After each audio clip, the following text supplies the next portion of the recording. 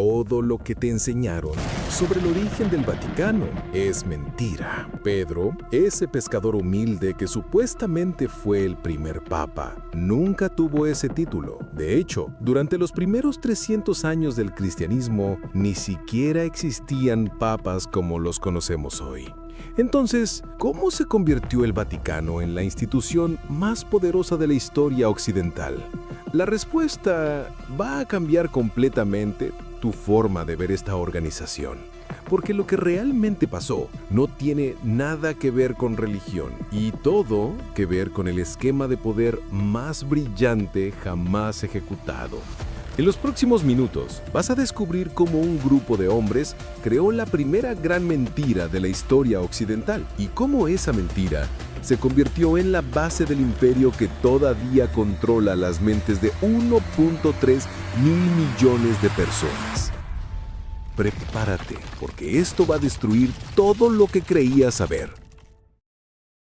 La historia oficial dice que Jesús le dio las llaves del reino de los cielos a Pedro, convirtiéndolo automáticamente en el primer papa. Pero aquí está el problema.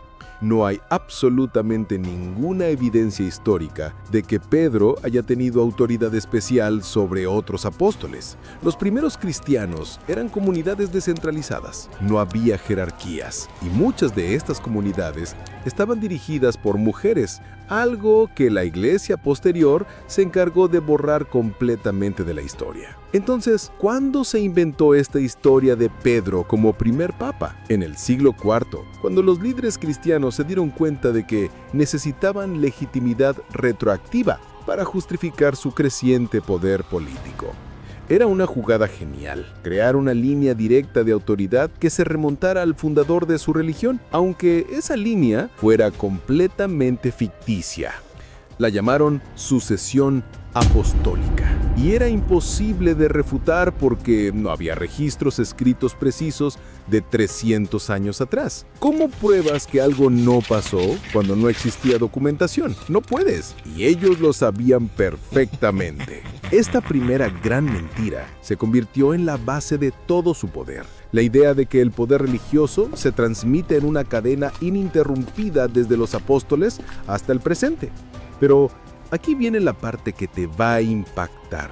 La conversión del emperador Constantino no fue una experiencia espiritual. Fue el primer acuerdo corrupto de la historia occidental. Cuando Constantino supuestamente vio una cruz en el cielo antes de la batalla del puente Milvio en el año 312, no tuvo una revelación divina, tuvo una revelación política. Se dio cuenta de que la religión era el arma de control social más poderosa jamás creada. Constantino era un genio político que entendió algo revolucionario: controlar lo que la gente cree sobre la vida, la muerte y lo que viene después es infinitamente más efectivo que controlar solo sus cuerpos con ejércitos. Los líderes cristianos, por su parte, entendieron que aliarse con el poder imperial era mucho mejor que seguir siendo perseguidos y ejecutados. Así nació el primer gran acuerdo corrupto.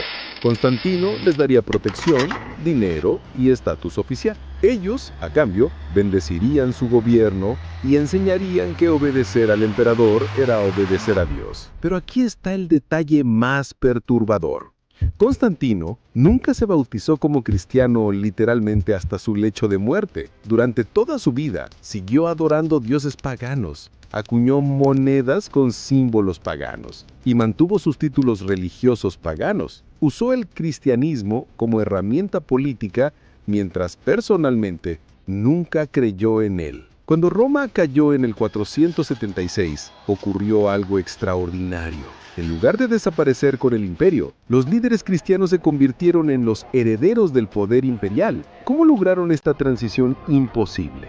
Porque habían aprendido el secreto que ningún emperador romano entendió. El poder real no viene de las legiones, viene de controlar lo que la gente cree. En el año 754, el Papa Esteban II ejecutó la mujeda maestra que cambió Europa para siempre. Coronó a Pipino el Breve como rey de los francos. Por primera vez en la historia, un líder religioso tenía el poder de hacer y deshacer reyes. El poder espiritual se colocaba oficialmente por encima del poder terrenal.